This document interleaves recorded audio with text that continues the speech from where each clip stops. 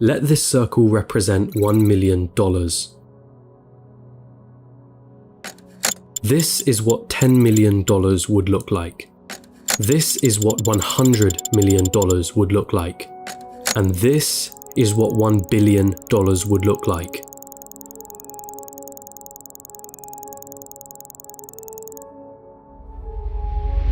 Jeff Bezos, the founder of Amazon, has a net worth of 117 times this number. And then there's you. You're probably working a job right now, one that you got from the degree that you studied for in university. You probably don't have much in savings. Your living expenses seem ridiculously high. You feel as though you're not paid enough. You have credit card debt that needs taken care of. Maybe you're a student, studying for a degree that you hope can land you a job that you hope can bring in some good money. You probably don't have any savings, only a pesky student debt hanging above your head. Wealth? Getting rich? That all seems like a distant dream. How did they do it, you ask yourself? Seeing all those millionaires, billionaires, especially the ones who got there at such a young age, it baffles you, it makes you angry. They got lucky. They were born into wealth. They cheated their way to the top. That money doesn't make them happy. Money is evil anyway. I'm not smart enough. I'm just unlucky.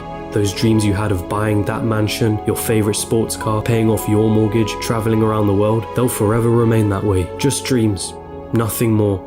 Nothing less. You come to the harsh realization, it's a rigged game. It's been a rigged game from the start. And you're on the losing side of it. But what if I told you you were wrong? What if there was a way of getting there?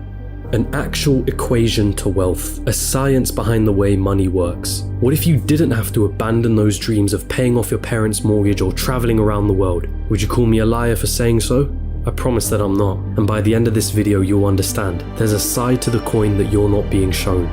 But I warn you, the road is tough. It's filled with struggle. It's filled with ups and downs. It will mean swallowing some difficult truths that the school system and society haven't told you yet. And let me be clear, there are many of you who will not make it to the end of this road. But for those of you that do, at the end of this road lies wealth beyond what you thought you could attain. At the end of that road lies the freedom of never having to worry about money again. So, are you with me?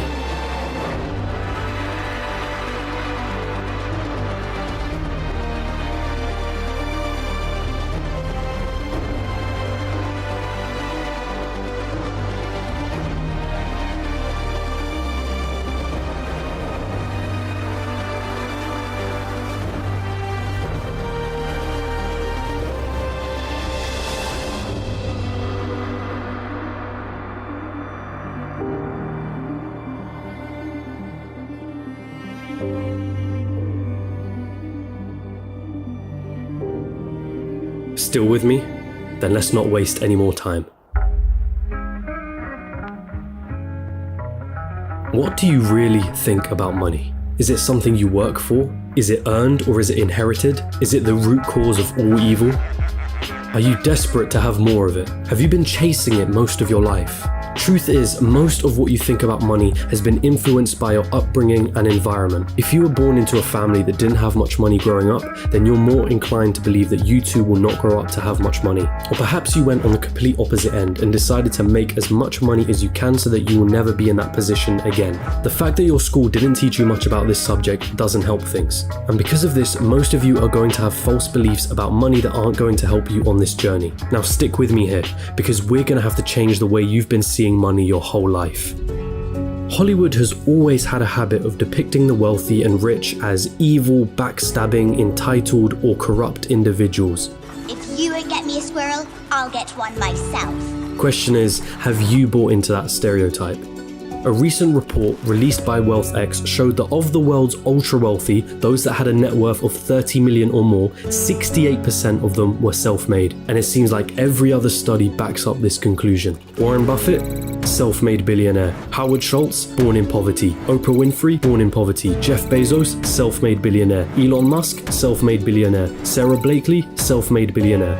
What is it that these people know that you don't? Truth is, your equation is all wrong. Here's the two-dimensional equation that you've been taught. Money equals salary earned from a job. Past a certain point, the prospect of getting a job becomes the sole purpose of your education. So what's wrong with that, you ask? I'm gonna assume that if you're watching this, you want to make money, a lot of it, and in as short amount of time as possible. If that is your goal, then this equation for generating money will never get you there. We all have one precious resource, the most important resource of all, and once it's gone, there's no way of getting it back. That resource is time. In a standard job, the amount of money you earn is dependent on the amount of time you put into that job. If you earned $20 an hour and worked 40 hours a week, it would take you nearly 24 years to reach a total of $1 million.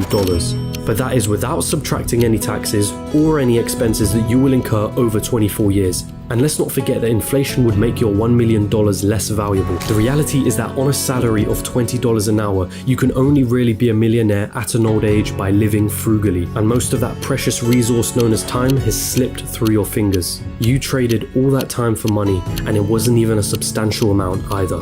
So again, you ask yourself, how is it then that there are self-made millionaires and billionaires at such young ages? What makes them so different? And the truth is, they have a better equation than you. They have a way of understanding money that you haven't quite grasped yet.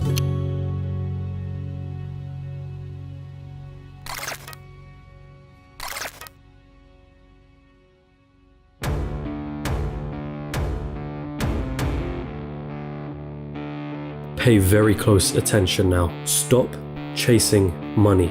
In a capitalist society, the rules of the game are as follows. You are paid in proportion to the perceived value that you have. And the people that perceive your value, they are the market, the consumers of the economy. The market is you, your friends, your family, your neighbors, your country. People complain that football players are overpaid, but for players to be paid millions, there has to be a market for the football industry in the first place. People have to see the value in football in the first place for them to want to spend money on matches and merchandise. And if the market has a high demand for football, guess what happens to the players who are at the top of their game? They are paid generously for it. It's not about how hard you work. The cleaner that's sweating and tiring himself out every day is paid far less than the accountant sitting behind a desk. Why? Because the market perceives the value of what the cleaner does to be far less than the accountant. As harsh as it may sound, the cleaner can be replaced by anybody. It isn't difficult to learn how to do his job, and therefore the market will not pay him more than the accountant, the guy who spent years studying numbers, the guy who has saved his clients thousands on their taxes. But even so, we just discussed how getting a job isn't the right equation to amassing a great amount of wealth in a shorter period of time. So then how can we increase our perceived value? What is it about people like Elon Musk or Jeff Bezos that makes their perceived value so high? The first step to this equation of wealth is quite simple. If you want money, solve problems. If you take a second to digest this statement, you'll realize that just about all money runs from this basic premise. If it solves a problem, money will be thrown at it. If it's $1 million problem, then the solution will make you millions. If it's $1 billion problem, then the solution will make you billions. Think about all the problems that a site like Amazon solves. The hassle of going to a store, the hassle of having to wait weeks for a delivery, cheaper prices, and so on. Not to mention all the other companies that Amazon owns and the problems that those companies solve. Jeff Bezos helped solve $1 billion problem and was rewarded favorably for doing so. I see what you did. If you've been chasing money, then you've been doing it all wrong. It sounds almost paradoxical, but if you want money, it isn't money that you should be looking for. You should be looking for problems, and more importantly, solutions to those problems. And once you've found that solution, make a business around it. Wait, so that's it? Just solve problems and money will appear? So I'm gonna have to create the next Amazon for me to be rich, or the next Facebook or Google? You've gotta be kidding me, right? I don't even know how to code. I don't even have the money to start something of that scale. Hold on. You're once more going into old patterns of thinking. Start with a problem. Always start with a problem. Listen to the market around you. What are people saying they don't like? What are people saying they wish existed? What are people saying frustrates them?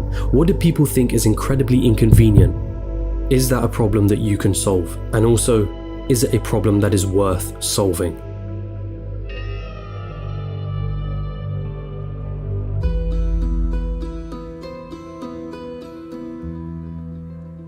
The final step of this equation to wealth is finding a scalable solution to the problem. Your solution needs to affect a magnitude of people. Starting a restaurant? That's not scalable. You're constrained to the local area and the footfall of that area. But a franchise? Now that's more scalable. Is your solution a piece of software? Then that means once that software has been built, you can scale it infinitely online without needing to worry about things like production or shipping costs, as it's all done virtually. Good luck finding infinite scale with a job. But be careful, does your solution require your time to generate money? Let's say you were a yoga teacher that charged $100 per hour. Congratulations, you only made yourself another job disguised as a business. There's only a certain amount of lessons that you can feasibly do in one day, and therefore your income is time bound. But if you created an online yoga class that ran 24/7 with lessons you only had to create once, now that is scalable. Scaling your solution is critical here, so do not get lost on this point. Automation also plays an important role. Systems and processes will keep your business running like a smooth machine if implemented properly. If there is something in your business that you can outsource to somebody else or hire an employee to do it for you, assuming it financially makes sense for you to do so, then do it. Tasking yourself with everything is a bad thing. As much as you may think you're the best, there's someone out there that can do a better job than you. Once you've found a solution, it's your job to make sure that solution can be accessed by everyone in your market. It's not about your ego and it's not about what you're passionate about. The market doesn't care about your passions. So now that you have your profitable business running with the right systems and processes in place, it's time to move on and reap what you sowed.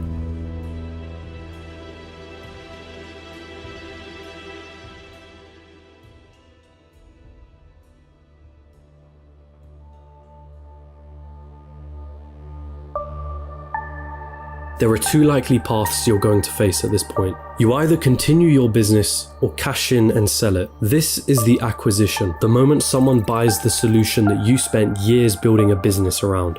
This is Instagram being acquired by Facebook for $1 billion. This is PayPal being sold to eBay for $1.5 billion, of which $165 million went straight to Elon Musk's pocket, and the countless other liquidation events that happen across the world. This is where all the effort that you spent into building your company comes to fruition. And if you choose to continue running your business, well, there's a multitude of reasons for you wanting to do so. Maybe you love the company that you built and want to stick with your baby. Maybe you think you can add more value to the company and sell it down the line for more than it's currently worth. Perhaps that business runs passively in the background, so you don't have to do much to keep the wheels turning. Or maybe it's a combination of these three things. Either way, you did it. You solved a problem that the market wanted solving, and it rewarded you favorably for doing so. And so now I ask you, what was it all for anyway?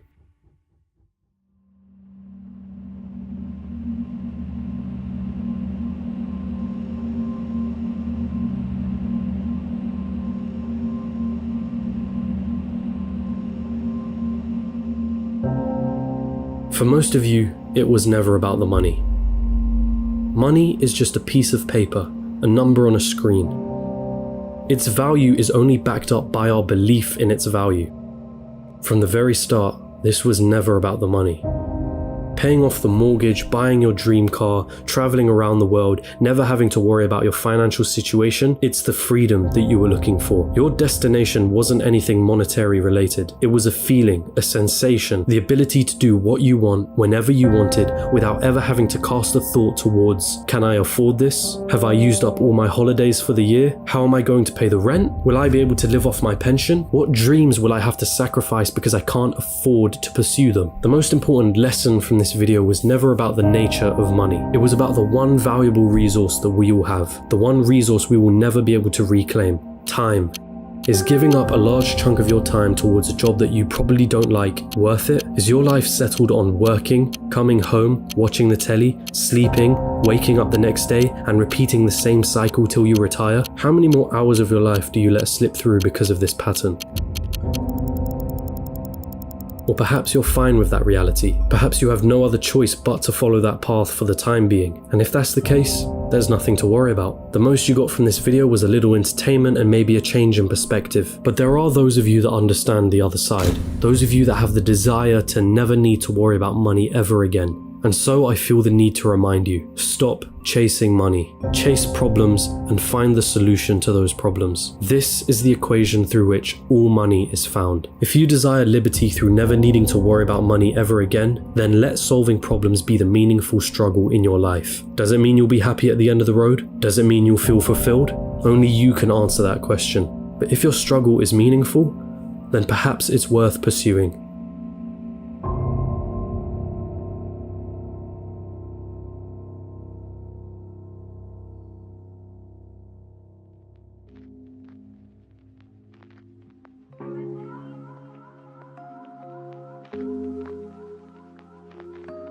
And there it is, your equation to wealth. Of course, I missed out on a lot of intricacies in this video. The topics of business, money, entrepreneurship are far too vast for me to cover in a single video like this. But if you do want to get started on this journey, I do recommend you read the works of MJ DeMarco, who heavily inspired me to create this video. And it's also important to come back to an original point that I made at the start of this, which is that most people will not succeed for various reasons. But the most important part is failing fast, and moving on to the next thing. And if you're out there doing something that isn't strictly related to a business, but you want it to make money, then asking yourself the question of what problems am I solving could lead you to find ways of better monetizing whatever it is that you're doing. And that also includes a job and a career. If you can solve more problems and find more solutions at your place of employment, you have something that you can use to leverage a higher salary. But I will end this all on the same message that I have repeated numerous times in this video. Stop chasing money and start chasing solutions to problems.